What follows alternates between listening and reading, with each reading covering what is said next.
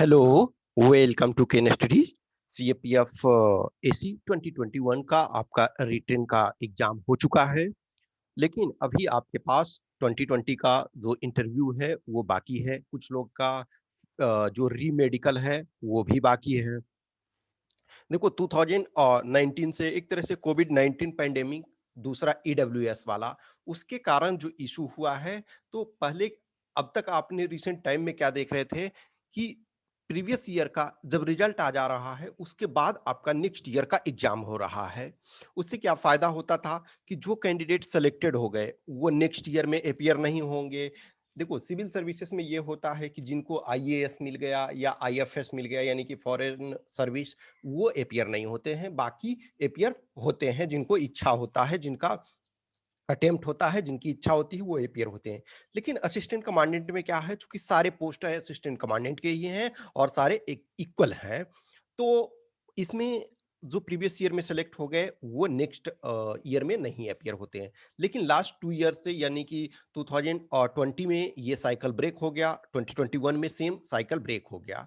तो बहुत सारे कैंडिडेट आप लोग में से जो 2020 में रिटेन क्वालिफाई हो, इनफैक्ट 2019 में कुछ कैंडिडेट जिनका ईडब्ल्यूएस का वेटिंग है, या जो और कैंडिडेट हैं वो भी एपियर, यानी कि उनके लिए 3 इयर्स कंटिन्यूअसली आप एपियर हो रहे हो। एपियर इन द सेंस नहीं कि क्वालिफाई आप रिटेन कर रहे हो, तो उनके पास ये है।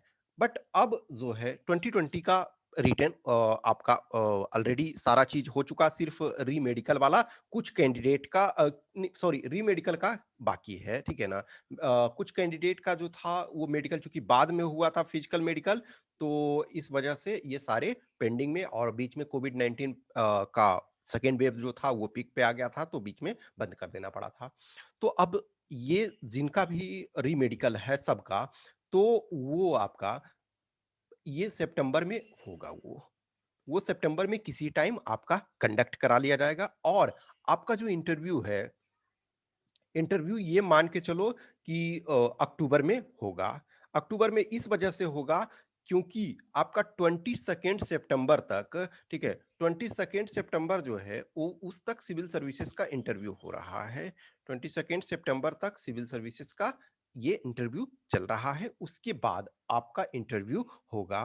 तो जस्ट 22 सितंबर को फिनिश हो रहा है, तो या तो उसमें नेक्स्ट वीक में स्टार्ट कर सकते हैं, ये वेडनेसडे पड़ता है 22 ऑफ सितंबर, तो या नेक्स्ट मंडे से कर सकते हैं, या एक पॉसिबिलिटी है कि जो 10th आपका अक्टूबर है, 10th अक्टूबर को सिविल सर्विसेज का एग्जाम है प्री, तो या हो सकता है कि सिविल सर्विसेज के प्री के बाद जस्ट 10th है, तो हो सकता है 11 अक्टूबर से स्टार्ट करें, और या फिर इसके जो 22 सितंबर है उसके बाद वाला जो आपका मंडे आएगा, हो सकता है उसमें से स्टार्ट करें।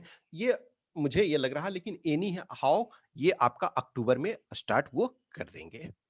तो जिनका भी रीमेडिकल है, जब आपको इस महीने में ही आपका किसी टाइम नोटिफिकेशन आ जाएगा कि इस डेट को आपको अपियर होना है। तो देखो, रीमेडिकल वाले में कुछ का सपोज ओवरवेट वगैरह था, तो मैं समझ रहा हूँ उस पर आप वर्क कर ही रहे हो। तो जो छोटे छोटे स्मॉल स्मॉल थिंग्स हैं उन पे आप वर्क करो। कुछ चीजें आपके कंट्रोल में नहीं है तो आप उसको कुछ नहीं कर सकते हो। जो आपके कंट्रोल में है उसको आप कंट्रोल, जैसे एक कैंडिडेट ने बताया था कि मेरा हार्ट बीट का प्रॉब्लम था, तो उनको थोड़ा सा ऑब्वियसली जो मैं जानता हूँ वो समटाइम क्या होता है कि टेंशन के कारण थोड़ा सा आप नॉर्मल मूड में नहीं होते हो, टेंस मूड में होते हो, तो उसके कारण थोड़ा इशू हो जाता है। थोड़ा सा मेडिटेशन योगा वगैरह करो तो वो सही रहेगा।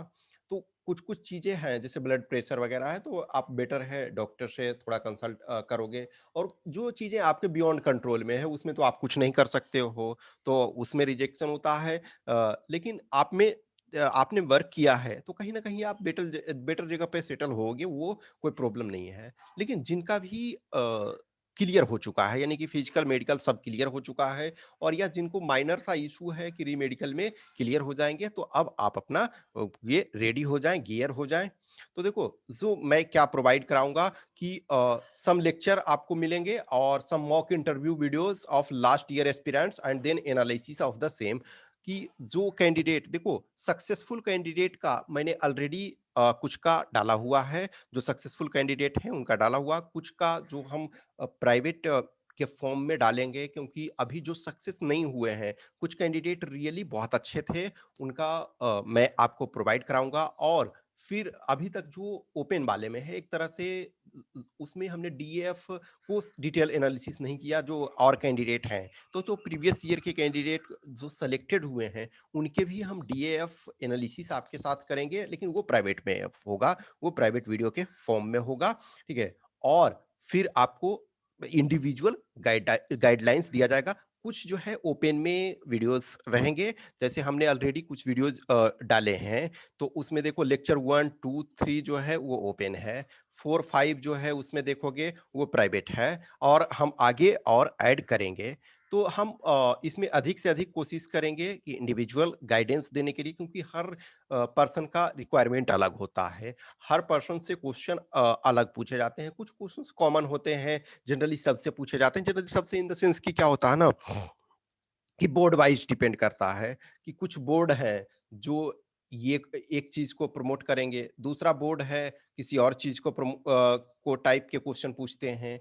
तो वो आपका मान के चलो 7 बोर्ड यदि बैठा तो किसी बोर्ड में जो चेयरपर्सन है वो उनका कुछ क्वेश्चन कॉमन होगा सब कैंडिडेट से, लेकिन जनरली जो मेजोरिटी आपको लगे या ना लगे डायरेक्टली और इनडायरेक्टली जो मोर देन 60% क्वेश्चन होते हैं वो आपके डीएएफ से पूछे जाते हैं। तो इंडिविजुअल हम इसमें से आपको टारगेट करेंगे इंडिविजुअल फीडबैक, और कोई भी डाउट यदि होगा आपका तो वो डाउट यदि इंडिविजुअल नेचर का है तो यस हम इंडिविजुअली उस डाउट को क्लियर करेंगे।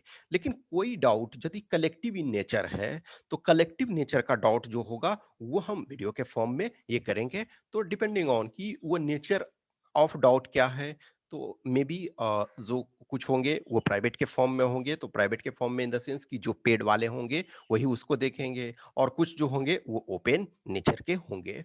तो आप उसके लिए गियर हो जाओ।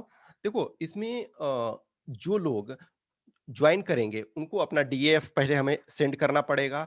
देखो जो डीएफ हमें सेंड कर चुके हो, कुछ कैंडिडेट सेंड कर चुके हैं, तो वो आप ज्वाइन कर सकते हो पेड ग्रुप। यदि आप देखो ऐसा है कि आप यदि पेड ग्रुप नहीं ज्वाइन कर सकते हो तो ऐसा नहीं है कि मैं तब भी आपको गाइडेंस प्रोवाइड कराऊंगा, तब भी आपको गाइडेंस दूंगा, वो कोई इशू नहीं है मेरे लिए। मैं हर टाइम इनफैक्ट अभी ही जैसे 2021 का एग्जाम फिनिश हुआ तो कुछ लोग जो थे वो पेड वाले ज्वाइन किए, कुछ लोग नहीं थे, तो नहीं वाले में है कि मैं पूरी अटेंशन तो आपको नहीं दे सकता हूँ ना, क्योंकि मेरे पास भी टाइम की कमी होती है। तो जो पेड वाले होंगे उन्हें मैं फुल अटेंशन दूंगा, और जो नॉन पेड वाले हैं उन्हें जितना पॉसिबल हो सकता है वो मैं उनके लिए करने के लिए तैयार हूँ। देखो अब इसमें से आपको फी जो है 2500 पे करना पड़ेगा। 2500 पे करते हो तो उसमें से 2 आपको मॉक इंटरव्यू इंक्लूडेड यदि जरूरत पड़ी, कि जैसे कुछ कैंडिडेट, हर कैंडिडेट मैंने बताया ना कि अलग अलग होते हैं, कुछ कैंडिडेट को मुझे लगेगा कि 2 की जगह 3 की भी जरूरत हो तो मैं 3 भी कर दूंगा, लेकिन नॉर्मली जो है वो 2 मॉक सफिशियंट है, 2 मॉक सही है और उसके ऊपर वर्क करना है।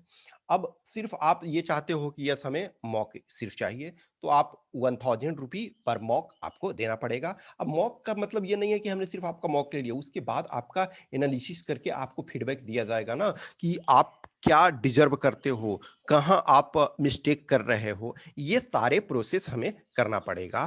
तो आपको 2500 पे करोगे तो इसमें 2 मॉक इंक्लूडेड है, और ज़रूरत यदि पड़ी डिपेंडिंग ऑन आपके क्या सिचुएशन है उसके अनुसार जो है हम थर्ड भी कर सकते हैं, और जो भी हम मॉक करेंगे उसका आपको इंडिविजुअल कॉल करके फीडबैक देंगे कि यस यहाँ आप जो है इस लायक डिजर्व कर रहे हो, इतने मार्क्स लायक डिजर्व कर रहे हो, कुछ ये चीज़ों को इम्प्रूव करोगे। जैसे लास्ट टाइम हमने देखा कुछ कैंडिडेट मॉक में फर्स्ट मॉक जब दे रहे थे तो बहुत सारी मिस्टेक्स में थे, लेकिन जब वही फाइनल रिजल्ट मैंने देखा तो कुछ उन्होंने बहुत अच्छा परफॉर्म किया। तो लॉट ऑफ कैंडिडेट होते हैं, आप में थोड़ी सी इंप्रूवमेंट की जरूरत होती है, थोड़ी थोड़ी हर फील्ड में। जैसे आप रिटन में ही देखोगे, हर बार ये होता है। अभी जैसे यही चर्चा चल रहा है, मैं मान रहा हूँ कि जैसे मैंने खुद ही आंसर की दिए हैं, उसमें गलतियां हैं। क्योंकि क्या होता है कि जल्दी के चक्कर में आप सारे क्वेश्चन को, सारे पॉइंट्स को कवर नहीं कर पाते हो, तो कुछ चीजें हो जाती है। क्योंकि यूपीएससी के कुछ क्वेश्चन ऐसे होते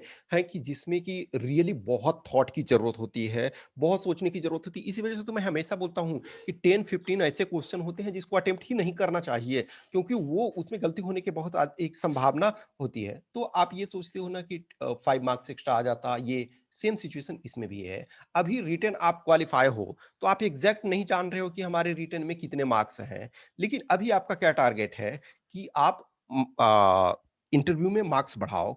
और जो भी है मैक्सिमम, हमने ऑलरेडी मार्क्स वगैरह के डिस्कशन ये करे हुए हैं, तो उसमें आप देखोगे कि मेजॉरिटी ऑफ कैंडिडेट जो होते हैं बॉर्डर पे ही होते हैं। हमने जो 2019 का जिन कैंडिडेट्स का मार्क्स आया है, उसमें हमने आपको एनालिसिस ये करके दिखाया कि जो अधिकतर कैंडिडेट जो भी आ रहे हैं, वो क्या है, बॉर्डर पे ही हो रहे हैं, कि उस बॉर्डर पे सिचुएशन पे ही है। किसी मार्क्स पे 8 कैंडिडेट हैं, किसी पे 10 है, किसी पे 15 है, किसी पे 20 है। तो ऐसे ऐसे कैंडिडेट होते हैं। तो हमेशा ये कोशिश करो कि जितना आपसे हो सके, जितना मैक्सिमाइजेशन उस मार्क्स को कर पाओ, उतना आपके लिए फायदा होता है। अभी 100% तो आप नहीं बता सकते हैं ना कि हमारे कितने आ जाएंगे, लेकिन ये तो आपके पास है। जस्ट एग्जांपल मैं ये आपको बता रहा हूँ कि 318 जो आपके हैं, 318 ये आपके जनरल और ओबीसी के कट ऑफ गए हैं, ये 2019 का।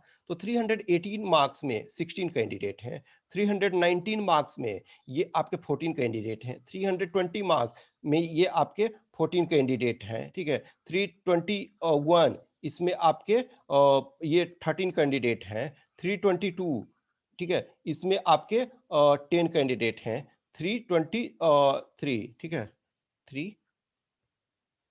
323 इसमें आपके 11 कैंडिडेट हैं। अब जस्ट इमेजिन करो, ये 5 मार्क्स का डिफरेंस में ही आपके कितने कैंडिडेट हो गए, 44, 57, 67 और 78। जस्ट सोचो कि 78 कैंडिडेट आपके जस्ट 5 मार्क्स के डिफरेंस में हो गए। तो आप इसमें से आउट हो सकते हो और इन हो सकते हो, ये डिपेंड करता है। जैसे आपने जो अभी हम इसका इंडिविजुअल मार्क्स तो अभी हमारे पास पता नहीं है कि सिर्फ एग्रीगेट मार्क्स दिया गया। 2018 का आपने देखा होगा, 2018 का जो एनालिसिस हमने प्रेजेंट किया हुआ, उसमें देखोगे कि जो 67 या समथिंग लोएस्ट स्कोर है और 113 आपके हाईएस्ट स्कोर है। समझ सकते हो ये कितना डिफरेंस है। और बहुत सारे कैंडिडेट का हमने डिटेल एनालिसिस किया हुआ है, उसको आप देखोगे तो बहुत अंतर पड़ता है। आई होप कि आप इन चीजों को ये समझोगे। अब कुछ कैंडिडेट ऐसे हैं जो क्या है कि 2020 में भी आप रिटेन क्वालिफाई हो और 2021 में भी आपने बहुत अच्छा परफॉर्म किया है। अब कुछ कैंडिडेट का ये होता है कि हमें सीआईएसएफ चाहिए, ये वोटेवर। मैं यही समझता हूं कि यदि आपको इतना कॉन्फिडेंट है, ये कॉन्फिडेंस है, आप इतने कॉन्फिडेंट हो कि हम फाइनली 2021 में हमको सीआईएसएफ मिल जाएगा, तो यस, आप उसको छोड़ सकते हो 2020 का। लेकिन मैं यही सजेस्ट करूंगा कि आपका 1 ईयर मायने रखता है, आप किस बैच में ज्वाइन किए हो ये मायने रखता है, ठीक है। किसी भी चीज में कोई गारंटी नहीं है। आप 2020 का प्रॉपर तरीका से पहले दो, 2020 में हो जाता है तो आप 2020 का ज्वाइन करो। यदि नहीं तो फिर 2021 में यदि आपने दिया हुआ है, उससे बेटर परफॉर्म किया है, तो उसमें चांस आपके हैं ही है। लेकिन कोशिश करो अभी इसको। तो हम ये कोशिश करेंगे कि आप जो लोग ज्वाइन करते हो पेड वाले ग्रुप, तो उनका एक मॉक जो है हम इंडिविजुअल पहले आपसे कम्युनिकेट करेंगे कि यस, इस फील्ड पे आपको फोकस करना है। फिर मैं आपको डेट दूंगा। तो आपको जो भी है 20 से 30 अगस्त के बीच में, ठीक है, 20 से मीन्स 31 अगस्त कह सकते हो, 31 अगस्त के बीच में एक मॉक हम ये करना चाहेंगे। जो आप ज्वाइन करते हो तो फर्स्ट मॉक हम इसमें ये करेंगे। इसमें हम इंडिविजुअल मॉक लेंगे, यानी कि मैं आपको प्रॉपर तरीका से जज करूंगा, प्रॉपर तरीका से क्वेश्चंस पूछूंगा। फिर उसके बाद जो सेकंड मॉक होगा वो पैनल में होगा। फर्स्ट मॉक इंडिविजुअली मैं आप खुद क्वेश्चंस पूछूंगा आपसे डिपेंडिंग ऑन योर जो भी आपके डीएफ में है वो सारे चीज़ों को। लेकिन उससे पहले मैं आपको इंडिविजुअली आपसे बात करूंगा कि क्या क्या आपको करने हैं, क्या क्या आपको तैयार करने हैं। और उस अनुसार, क्योंकि जब प्रॉपर तरीका से आप तैयार रहोगे, प्रॉपर तरीका से कॉन्शियस रहोगे, उसके बाद जब आप मॉक दोगे और फीडबैक प्राप्त करोगे, तो फिर आपको काफ़ी इम्प्रूवमेंट करने की ज़रूरत होती है। कुछ भी क्वेश्चंस क्यूरी है, आगे हम कमिंग डेज़ में मोर वीडियोज़ अपलोड इस पर करेंगे। बीच में चूँकि देखो ये पता था कि अब 2021 के एग्ज़ाम के बाद ही होना है, तो फिर बीच में हमने उस चीज़ को स्टॉप रखा था। लेकिन नाउ अब आपको इसको पिक करना है, क्योंकि 2021 का जो है उसमें अभी टाइम लगेगा, क्योंकि उसका रिटन रिजल्ट आने में 2 मंथ से अप्रॉक्स, यदि हम लास्ट कुछ ईयर को फॉलो करें तो 2 महीने से 2 महीने के करीब में आपका रिटन का रिजल्ट आएगा। उसके बाद फिजिकल वगैरह होगा, तो उसमें अभी टाइम लगेगा। लेकिन 2020 का जो है वो मैं समझता हूँ कि या तो सितंबर लास्ट या अक्टूबर में आपका आइदर ये 10th के जस्ट बाद आपका स्टार्ट हो जाएगा। तो वो है कि एक आप मॉक करो अगस्त में, और दूसरा जो है वो जब एक बार डेट निकल जाता है उसके बाद। और यदि ज़रूरत फ़ील हुआ तो ऑब्वियसली ये बात है, हम थर्ड मॉक ये कंडक्ट करेंगे आप लोग आपके लिए, जिनको इंडिविजुअल ज़रूरत होगी। कुछ भी क्वेश्चंस क्यूरी है तो आप हमें इस व्हाट्सएप नंबर 8527146498 पे संपर्क कर सकते हो, या 7404909669 पे। देखो, जो नई भी जॉइन करना चाहते हो कि यस हमें पेड नहीं जॉइन करना है, तो उनके लिए ओपन में होगा ही। और फीडबैक मैं ये आपको कुछ जो प्रोवाइड कराऊँगा इनपुट, वो मैं इंडिविजुअल भी प्रोवाइड करवा दूँगा कि यस आपको ये फील्ड में इम्प्रूवमेंट करने हैं। ओके? Thank you.